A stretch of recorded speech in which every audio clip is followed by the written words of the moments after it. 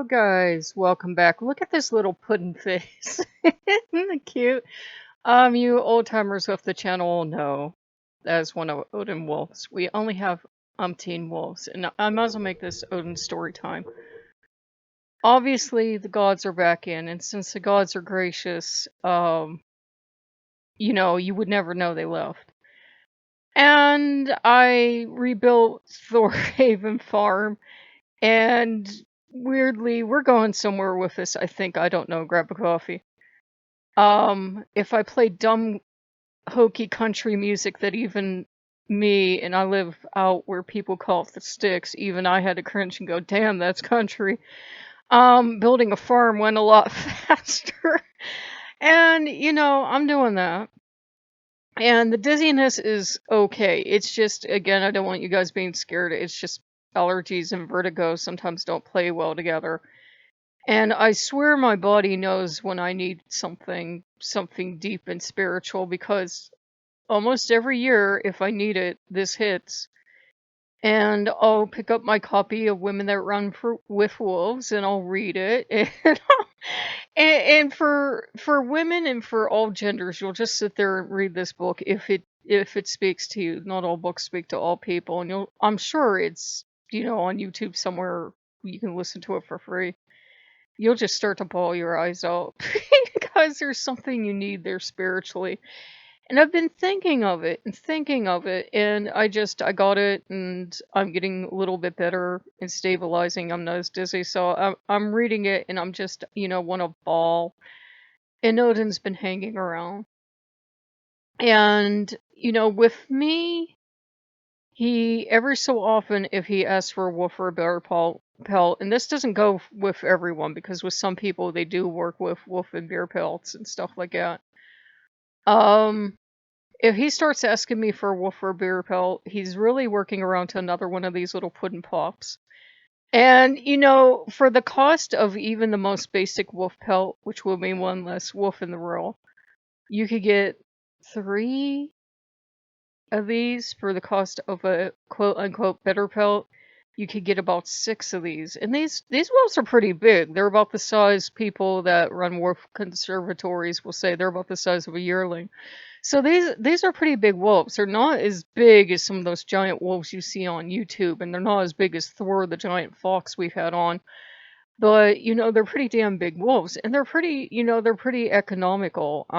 They don't have them on Well Republic now, but they do have them on Amazon. And we already have 4 of these damn things. These ones like this. And we have a big sitting one, and we have we have plenty of wolves. If you saw this house, it's wolves and foxes now is what it is. If there isn't a wolf in that spot, there's a fox in that spot. And of course, he would like a new one, please. And that's what he was getting around to. I'd given him the painting, and he got the bear recently, and we have the wolves. And could we get but one more wolf, please? Just one. Just one, And I said, okay, buddy. I said, tell you what, if so we don't go through money like water. I said, if they ever send the second stimulus check and it's looking less and less hopeful, right, guys? I will get you one more. And I'm like, where are we even gonna put this damn thing? We got like 4 of these giant ones upstairs. We've got a pack of 3 in the living room. And when I need wolf therapy, I go in there and sit on my lounge, lazy boy, and I have like a bunch of wolves with me. And I read Women Who Run with Wolves, and I have this wonderful wolf therapy. It's great. Put some music, chill music on YouTube. And we've got wolves all over the kitchen. I don't know where we're going to put one more wolf. I'm expecting upstairs. If there's anyone that loves wolves more than Odin, I haven't met them. Now, that doesn't mean, by the way, that if other people are feeling called to actually go out and get a pelt or something, that they're not being called, but I'd say do rune work, do discernment. I work with conservation societies, so it would be kind of contrary to what I usually do to, go ahead and then get a wolf pelt. It's like the exact opposite of what I do. Now, I understand, I've done my research in that, and I'm not judging people that do use animal parts or whatever, but it's a thing of it makes a lot more sense for me to get another one of these little pudding pops, even though we don't have the room for the pudding pop.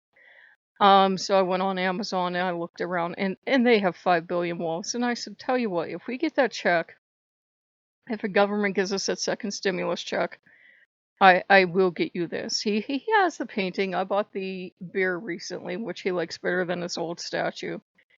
He has his altar in here and everything else. There's certainly no room for anything this big on the altar. She would be the perfect cuddle wolf down here. But we already have 3 wolves in the living room, and we have wolves in here, and we have wolves everywhere. It's not like we're running out of wolves. And I told him, I said, we really don't need another wolf, right? And he gives you that look like, he's old and he's alone and he's just been abandoned somewhere and he wants a cookie. Yeah, for the terror that terrorized people in the old days, he has perfected the look of harmless, sweet old Odin, and he just gives you that look like he's really hopeful and he's trying to be as cute and charming as possible. So, we want to thank you guys for all your support. We really do. And god damn, that little puddin' pup face is too fucking adorable. And we each find our own ways to work with the gods. A lot of you gave good advice about how you've made your own spirituality, which I've talked about before, and then I get off track, but I think that's what we'll end up doing. We'll keep the tags probably the same, but until we get stuff sorted out. But we'll keep our own like little clan here of just everyone from everywhere coming in and out. Obviously, as far as Odin is concerned, Odin is top god. Everyone else can answer to Odin. Loki's laid back, doesn't care. If Loki really wanted to be top god, and every so often he gets ambitious, he would be, but really, um, he wouldn't do it.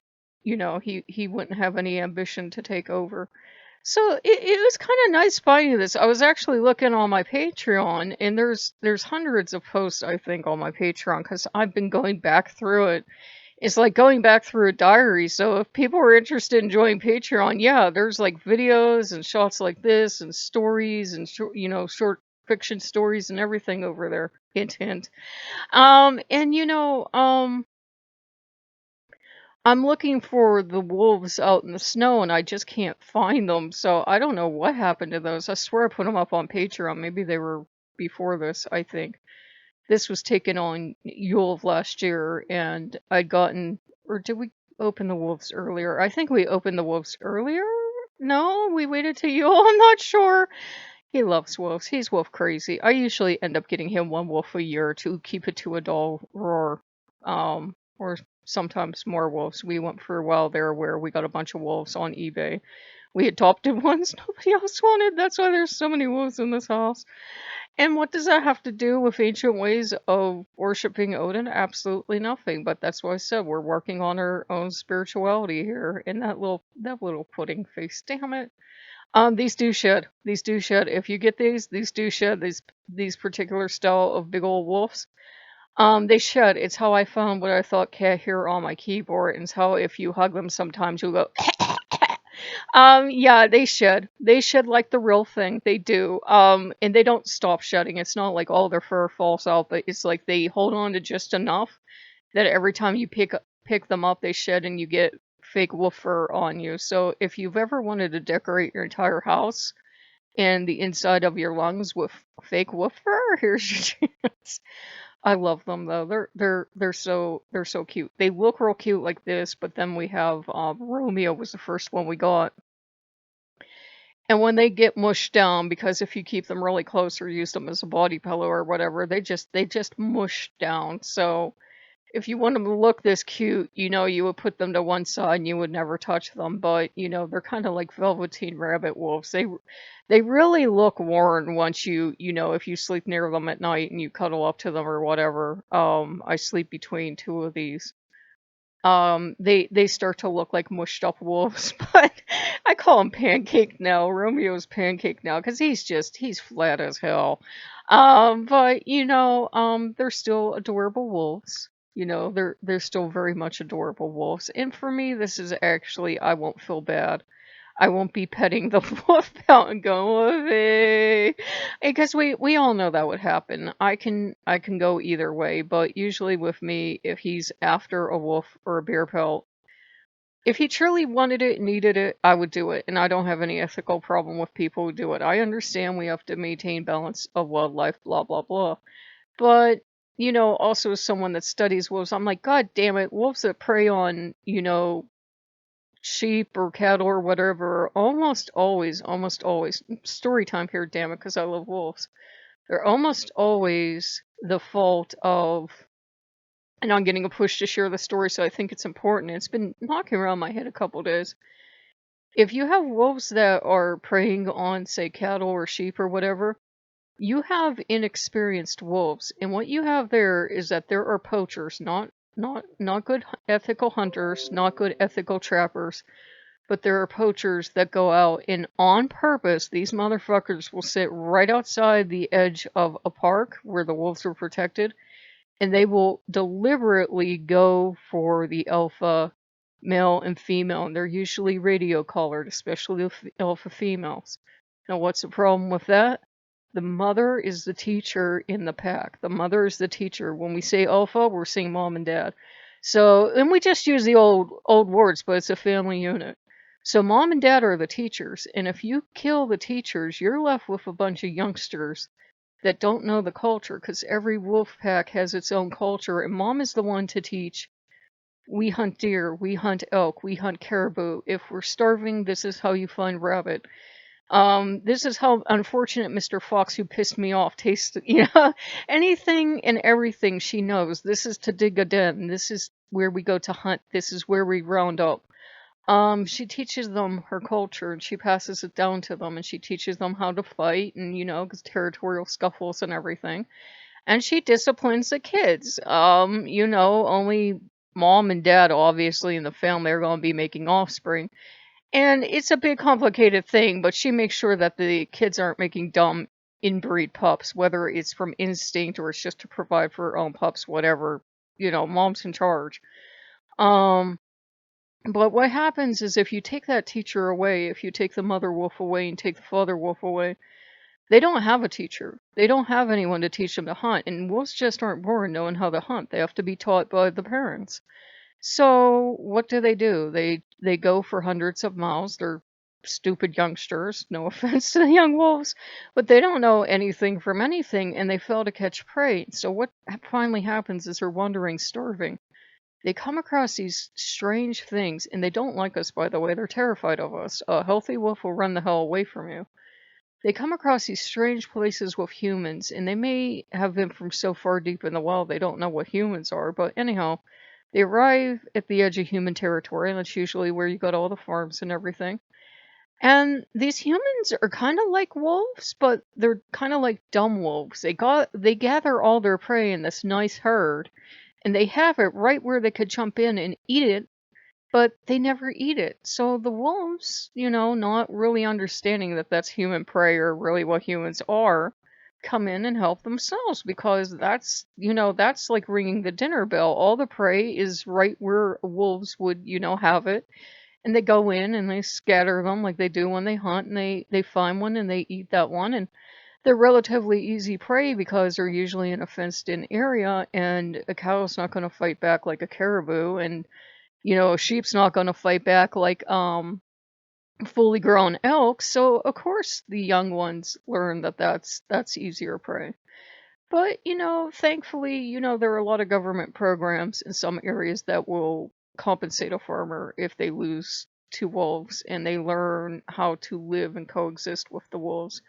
But unfortunately, what usually happens is once this happens, once the parents are taken away and the young ones start to predate on livestock, then they go in and they take out all the wolves, which is unfortunate, but that's what happens because obviously human livelihood and humans being able to eat does come before even the wonderful wolf. So, the wolves end up losing out. The problem is humans usually go and don't just take the one or two or three wolves that might have been responsible, but they take all the wolves. Anyhow, end of wolf ethics lecture. But we're pretty happy. We're settling back in, and Odin's just been tottering around after me, making sure I'm okay, making sure I'm eating. I made some, spam for dinner, and he's just absolutely hovering. I'm still lightly dizzy, and he doesn't want me falling face first into the oven, so I'm doing good. Loki's here. Loki's just kind of chilling in the background and giving us time together because, it's pretty much become a nest for Loki and a nest for Odin. Thor wanders in and out, but for right now, everybody's giving Odin his space so we can reestablish a relationship. So we do want to thank you guys for all your support. That damn pudding face. I like want to order him five if only I could. I will see you guys later. Bye bye.